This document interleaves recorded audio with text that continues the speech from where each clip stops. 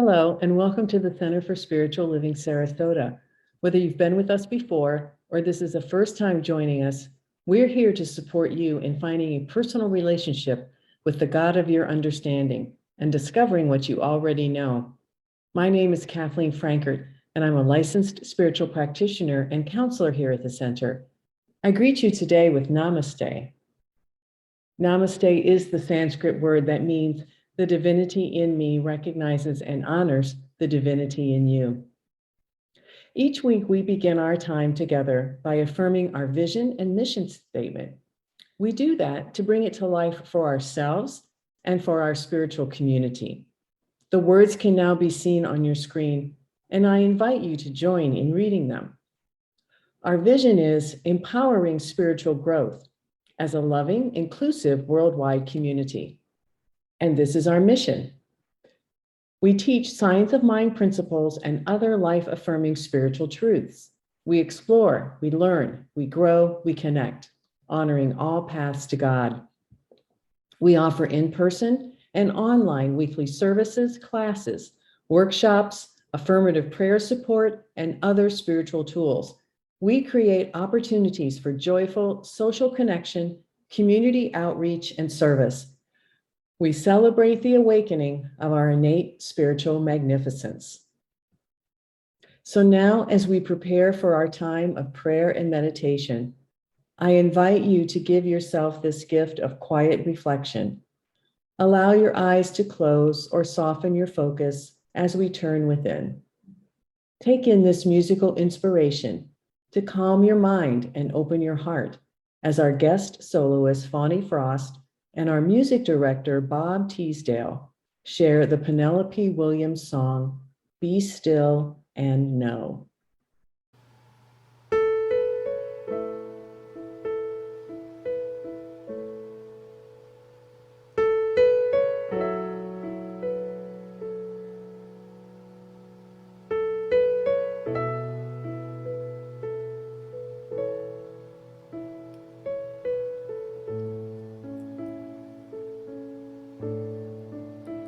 Be still and know that I am God. Be still and know that I am. Be still and know that I am God. Be still and know. Be still and know that I am God. Be still and know that I am. Be still and know that I am God. Be still and know. Be still and know that you are God. Be still and know that you are. Be still and know that you are God. Be still and know. Be still and know that we are God. Be still and know that we are. Be still and know that we are God. Be still and know. Be still and know that all is God. Be still and know that all is. Be still and know that all is God. Be still and know.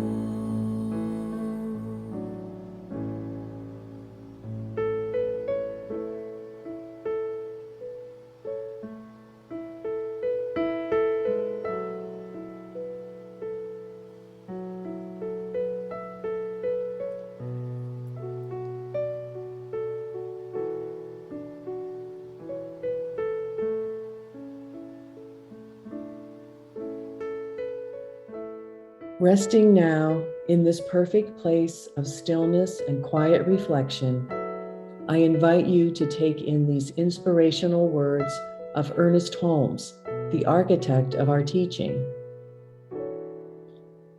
As our thought turns to the quietude of our innermost self, we become conscious of the perfect peace and love and strength of the universal being, the one Spirit.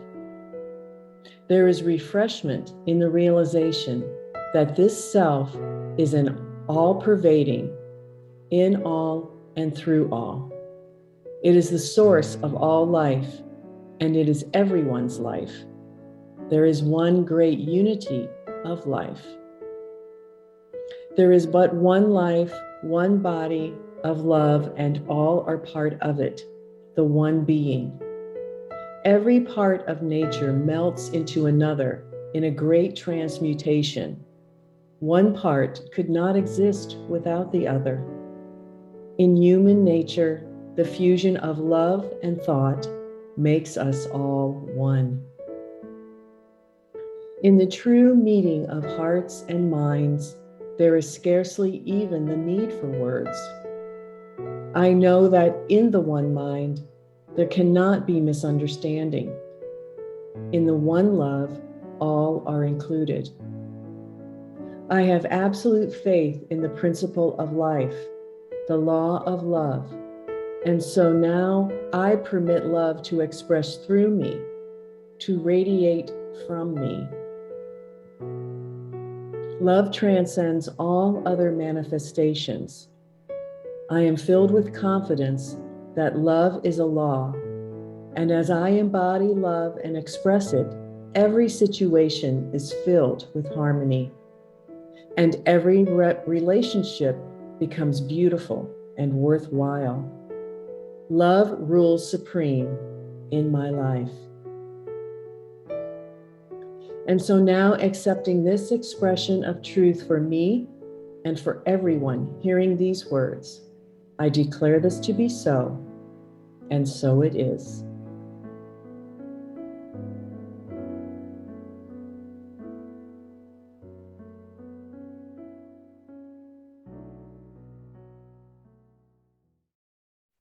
Today, our founding minister and spiritual director, Reverend Karen Wolfson, is taking a well-deserved day off. Our guest speaker is Ron Frost, a licensed spiritual practitioner at our center. Ron has spoken here many times, so it's great to have him back with us today. He is a life and business coach and the author of Getting Unstuck, 9 Ways to Creating More Prosperity, Fulfillment, and Joy in Your Life. He loves to help people find their path and purpose, as well as how to step into it and live it. Ron has spent many years studying and teaching the science of personal achievement, as well as applications of neuro-linguistic programming, hypnosis, coaching psychology, universal law, and metaphysics.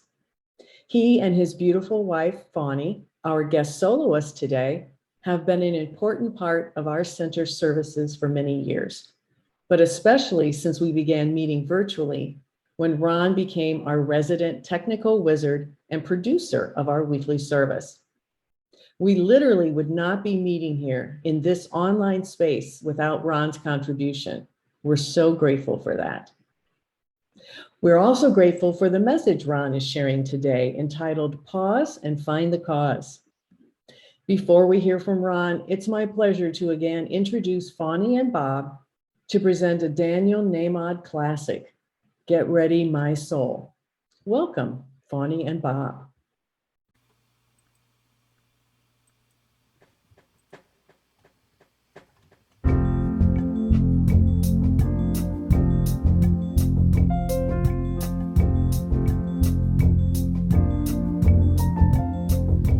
Get ready, my soul. I'm diving in.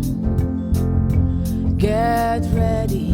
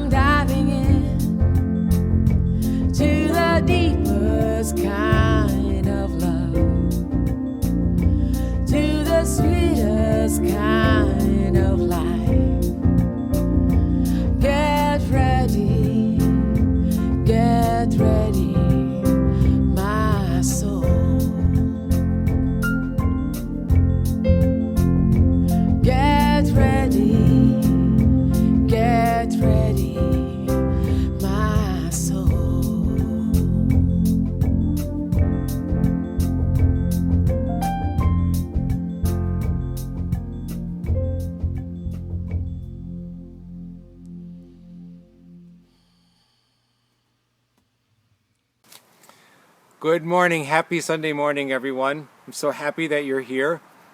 Thank you, Kathleen, for that wonderful introduction. And wow, Fawny and Bob, you did an amazing job on Daniel Nahmat's song, Get Ready, My Soul. And that song is so beautiful for this message today, pause and find the cause.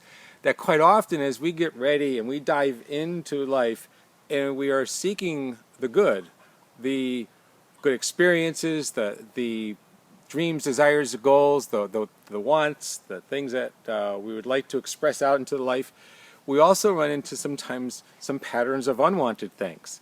Maybe it's relative to relationships to others or relationships to things within the world, relationships to our financial well-being, or even around our health and well-being. And as we start to understand the law of cause and effect, the metaphysical law of cause and effect, and we go even deeper, we not only have knowledge, but we have application, right? We not only have the understanding of the law and how the law works, but we choose to pause. We choose to pause, we choose to reflect, we choose to go within, and we understand that we have the ability to change our thought, and change our thought, change our life, we can effectively change the world. But it's simple, but it's not always easy, because quite often in life we get entangled with all the things that are going on in our life that sometimes we just don't necessarily know how to get there. So the four things I find is, number one is awareness. Number two is to understand that sometimes emotion is wrapped around those thoughts. And the third one is just kind of knowing that we don't have to go down the never-ending rabbit hole of trying to find out what was that original thought when I was like 5 or 7 years old. We can replace it with a new spiritual truth in this instant, in this moment. And the last being that, here we are, we have others. And if we are deeply in some sort of place that we cannot see the change, we have others, that we have practitioners, we have the ability to help with the consciousness. Because quite often, you can help others sometimes more than you can help yourself. I can help others more than I can help. So when we lean on or allow the consciousness of somebody else who is outside the actual physical emotion or experience of it, well, they can help us plant that new seed, that new thought, that new cause to create the new effect and desired outcome in our life. So understanding basically this principle, and we have so many quotes from spiritual masters. The most basic one, as you believe, so it is done unto you. Or Buddha's quote, the mind is everything, what you think you become. Or the ancient emerald tablets, which I believe is the first or the oldest writing that we know on this planet. And it has within it many things, but one of the key ones is as within, so without. As within. We know it's an inside job. So as we change within, we change our outer reality. I also like Henry Ford's, if you think you can do a thing or you think you can't do a thing, well, you're right. Thoughts become reality. And Ernest Holmes, there is a universal mind, spirit, intelligence that is the origin of everything. It is first cause. It is God. So as we understand this and we pause and we start to apply the knowledge into our life, first by number one, becoming aware that we can do this, that we are, in a way, I like to look at it as the computer programmer of our life. If we discover the code that is of error, right, then we can change that. And many times it is a feeling of unworthiness or a feeling of I'm not good enough. Whatever that deeper feeling is, we can script that and rewrite that. I look at it when I was a engineer in college, and I worked with another engineer, and one of our final projects was a simple like robot. It wasn't like the fancy robots that you see on TV today. It was just basically a machine that had motors and had a pincher, and it can pick up a pencil and one coffee mug, and our goal was to move it and drop it into another coffee mug.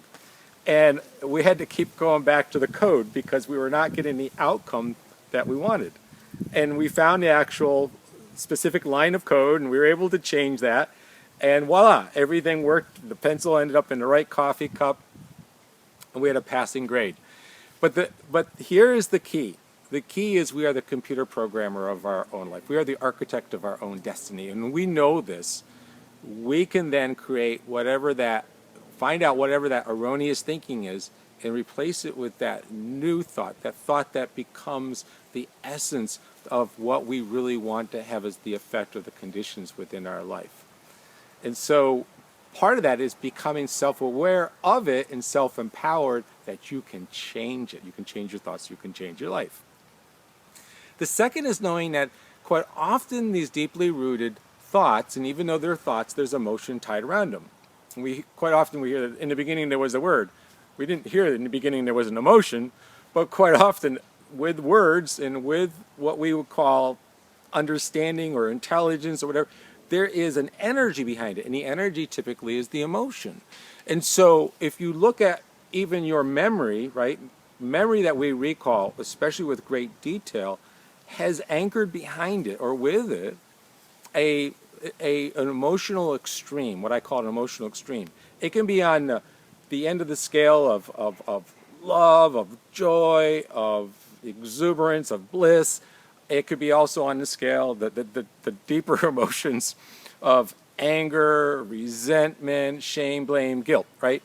So when I look at even my own life experiences, I remember the birth of my children. I remember the details. I remember getting married to Fawny. These were joyous, miraculous moments of my life. I also remember when I was on a construction project with my dad in New Hampshire, and he fell 2 stories and he hit his head and was unconscious. Luckily, everything turned out right. He was fine. But the emotion of that moment, of somebody I dearly loved, and seeing that, it anchored with me. And now, even to this day, I remember all the details of that story. I use this same thing when I'm trying to help somebody overcome the fear of public speaking. So as I work with the fear of public speaking, I know in my own life that this was something that I had to overcome. And I use the same process as I work with others. And it's one of the key areas that if somebody can have a breakthrough and overcome the fear of public speaking, well then quite often that's a ripple effect into so many other areas where confidence will help them lead the way and they can take action towards their desired goals and success. So the very first thing is understanding what is that? What is the language, but what is the emotion? So the language might be I'm not worthy, I'm not good enough. But quite often there's a fear, and the fear is a big thing. It could be fear of other people judging me, or it could be the fear of failure. And quite often the fear of failure is the thing that prevents a lot of things that we don't choose to take action in.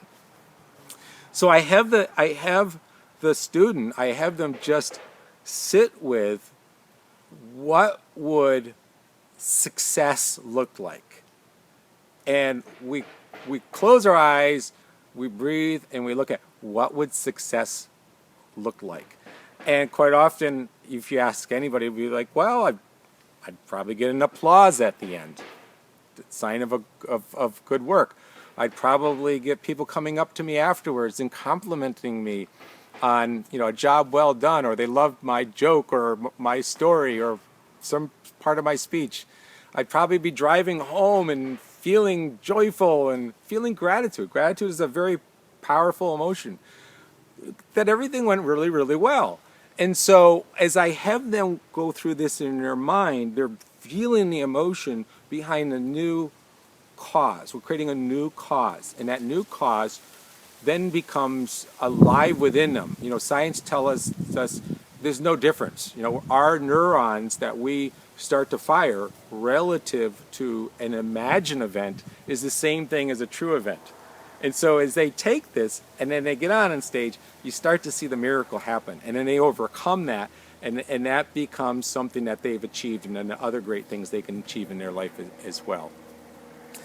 The other area I would say is also having to do with not necessarily knowing where it started from, not having to go down that never-ending rabbit hole of where did I inherit this from? Like, was it what psychologists told me, that all my thoughts are deeply rooted when I was, before the age of 7? That may never. And now there's teaching, of course, that could have happened in a past life, right? So now do I have to go back to that past life and fix it there? Everything is in the now. So if whatever the thought is, whether it's unworthiness, and a lot of times it comes from religious belief, right? There's a lot of religions that if you've grown up in them, it makes the source exterior to us, right? We don't realize it's within us. It's a Santa Claus looking Charleston Heston feature, the God that's sitting on a cloud somewhere, and it's angry, judgmental, and will be punished, and we're born of sin, and we're unworthy. So all that's wrapped around the human collective, and we still carry a little bit of that. And so therefore, it's as we work on ourselves and we change our thoughts, change our life, we're raising our vibration. And because we're an integral part of the divine matrix of humanity, everything that we do is a contribution to all, And so it's much like when you are in a boat and you have a rudder and you're looking over the bow of the boat and there is the rocky shore. Our mind becomes consumed with the rocky shore of our life, of the things that are unwanted. And we're heading in that direction because, as thought goes, energy flows, right? Where, on the other hand, we have power because we're holding onto that rudder and we can change any direction we want to. We can move away from the rocks into, beautiful seas. But we don't necessarily have to know where the journey of that boat has been. It's maybe been in storms, it's maybe been beached along seashores. It may have had previous endeavors with crashing into rocks. The history doesn't really matter. The truth is understanding that we have the power over that rudder and we can align with the essence of the true spiritual nature of who we are as divine beings and be guided by that, being self-empowered by that. And so the last thing is reaching out to a practitioner, reaching out to somebody with a consciousness that is high enough and yet they're not experienced in the same drama and emotion that you're feeling, and they can help you overcome that. I remember years ago when Fawny and I were trying to sell our business, and we had it listed, and it was like over a year had been on the market, and I just kind of felt like it's never going to sell. It's what am I going to do? I'm going to have to put everything into storage. I'm going to have to file bankruptcy or whatever, close it up. And I ended up going to the Center for Spiritual Living in Cape Coral, and I walked into Reverend Emil's office, and we talked about it, and he said, would you like prayer treatment around that? And somewhere in the middle of his treatment, because we're all part of the one mind, I felt something. And it was that feeling of fear dissipating and confidence reuniting within me, of just knowing something good is going to happen. And the reality was, within a couple of days after that, after being in Emil's office and after having a prayer treatment, within a couple of days, we had actually 2 buyers. Whole year went by, nobody, zip. Within a couple of days, we had 2 buyers. Probably within less than 30 days, we were completely sold the business. So prayer works, and when we pause and we find the cause, if we're unable to overcome that, seeking the guidance and the consciousness of a practitioner, and ultimately we're all on a journey of becoming practitioners, but being with a practitioner who can help us and see that for us is a miracle. It's the miracle that we want to choose if we cannot get there ourselves.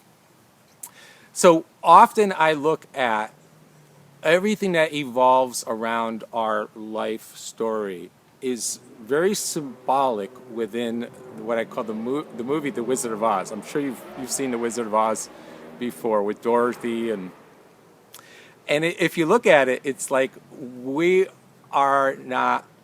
lost. We're lost in life. We're seeking our way home, and we're somewhere in this illusion of life. And as we start to walk down the path of life, we are approached by all of our own insecurities. that I don't have the heart, so I lack compassion, I lack self-love, or no wisdom, I don't have the brain, so I'm not capable or able, or I'm insufficient, not good enough, or we don't have the courage to approach our fears. And as we start to go down that, we are basically asleep. We're asleep within the poppy fields of life until the flying monkeys, or the monkey mind of fear, worry, and doubt start to overcome us, all the way up into the moment where we pause and we find a cause, right? All the way up to the moment where we allow ourselves to confront our fear and throw water over and it melts away. In realization that the wizard was never the outside source that we were seeking, that we were wearing the magic slippers, that we had the power within us the whole time. So when it comes down to the Wizard of Oz, I would like to look at it as the Wizard of Pause, because when we pause and find the cause, when we pause and start to look within ourselves and understand that we are self-empowered, that we can change our thoughts and change our life, we can create great miracles, not only for ourselves, but for everyone and everything. So, as we start to embody the divine perfection of who we are and essentially raise our vibration, because as we raise our vibration, all things pass. As we come into the light and the love and the truth of who we are, all things fade away. All causes that are erroneous, that are not truthful, that are not the essence of who we are, completely fade away, because our vibration is high enough to where none of those fearful thoughts can even exist anymore. I want to read a short one from Ernest Holmes' Science of Mind book, and this is kind of gonna bring us home. Just like there's no place like Holmes, there's no place like Ernest Holmes and reading the Science of Mind. So, thought which is built upon a realization of the divine presence has the power to neutralize negative thought, to erase it, just as light has the power to overcome darkness. Not by combating darkness, but by being exactly what it is, light. You are the light, you are the love. You are the essence of the divine presence that has always been within you. And as we go into this next song by Fawny and Bob, it's a Jamie Lula song. It's called Perfect. It is realizing that divine essence and the perfection that we already are. And when we hold that, we walk within the miracle of life as the cause that creates all things possible. Thank you for being here with us this morning. Namaste.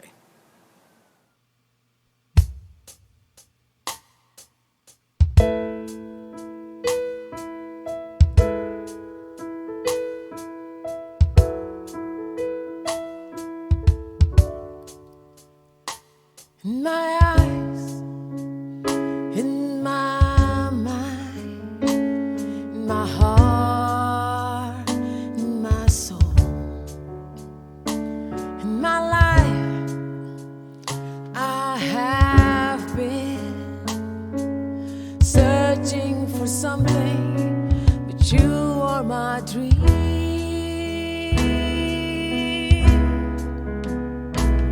You're perfect. You're golden,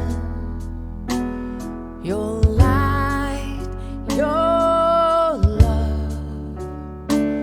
You're perfect, you're golden, your light, your love. When I breathe, when I swallow, I feel.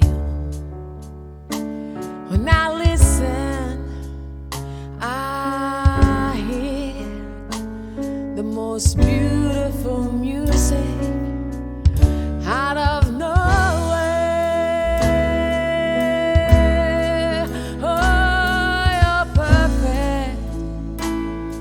you're golden, your light, your love, you're perfect, you're golden, your light, your love.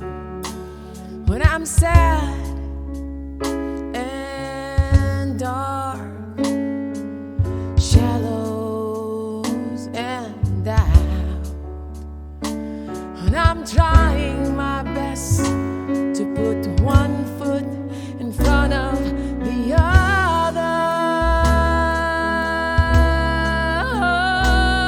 You're perfect, you're golden, your light, your love, and your reflection. I'm perfect, so I keep looking at you to keep witnessing my perfection. In you is me. Oh.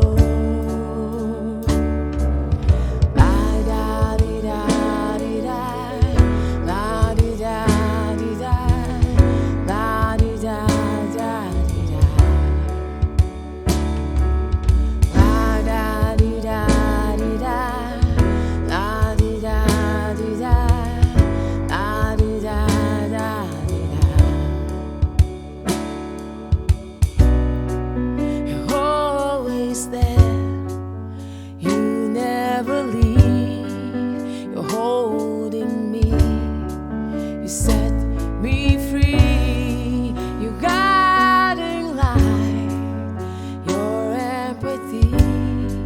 Your confidence to express it and ask me. Oh, you're perfect. You're golden.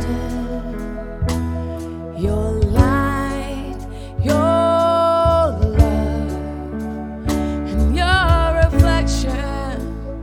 I'm perfect, so I keep looking at you to keep witnessing that I'm perfect. I'm golden. Your light, your love, and your reflection. I'm perfect, so I keep looking at you to keep witnessing my perfection.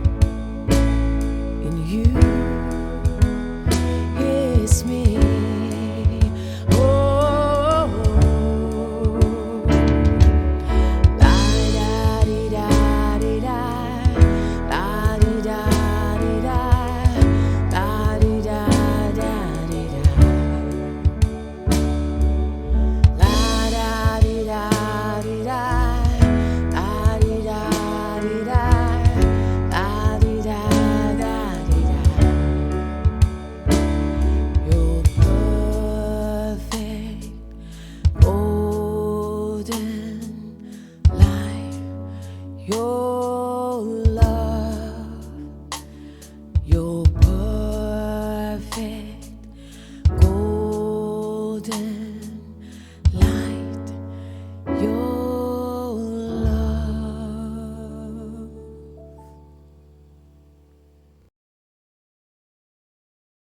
Fawny and Bob, what a perfect song to anchor the message. Thank you for sharing your amazing talents with us again today. Ron, your message was a wonderful inspiration and food for thought on our spiritual path. Thanks for that and all of your many contributions to CSL Sarasota. At the Center for Spiritual Living Sarasota, we're pleased to support you with prayer, inspiration, encouragement, and opportunities for virtual community and connection. And now it is time to share our offering that supports our ability to continue to be here for you. There are 3 easy ways to contribute.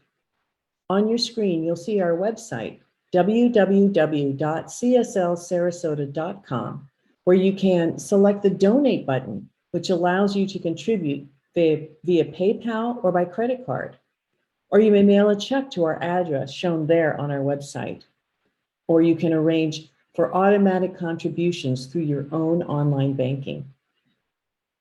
So now I invite you to take your virtual gift in your hand, place it over your heart, blessing it as you share it.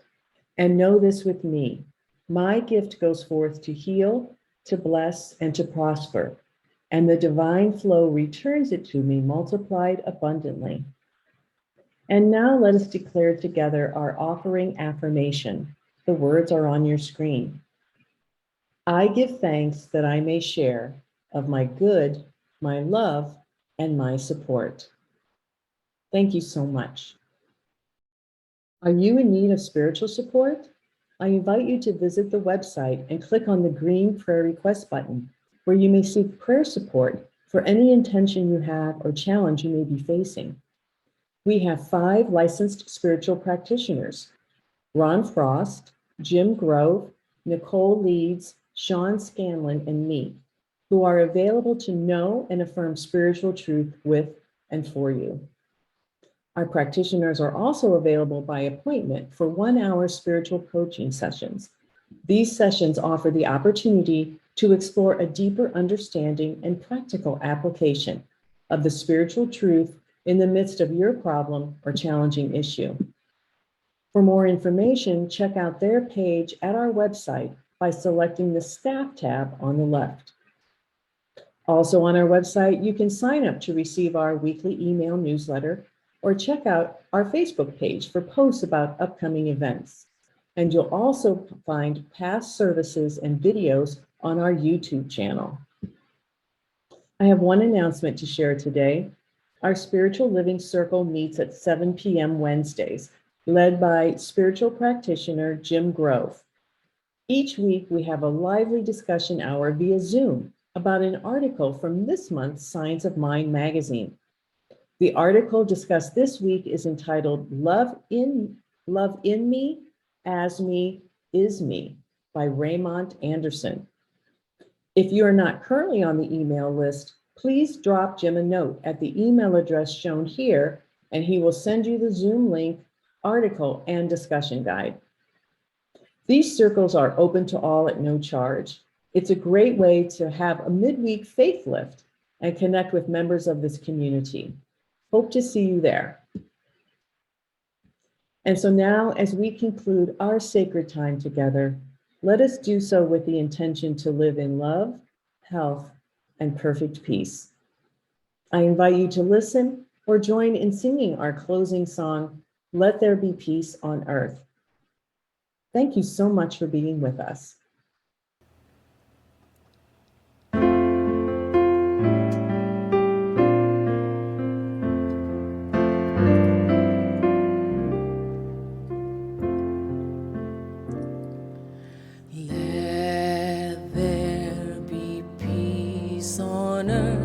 And let it begin with me. Let there be peace on earth, the peace that was meant to be with God our Creator. We are family.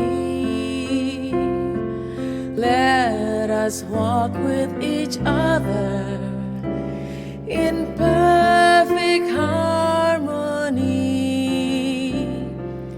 Let peace begin with me. Let this be the moment now. With every step I take, let this be my soul